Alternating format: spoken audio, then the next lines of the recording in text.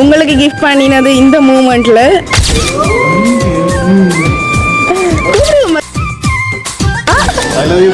போகுது வெடிங்கள நல்லா போகுது.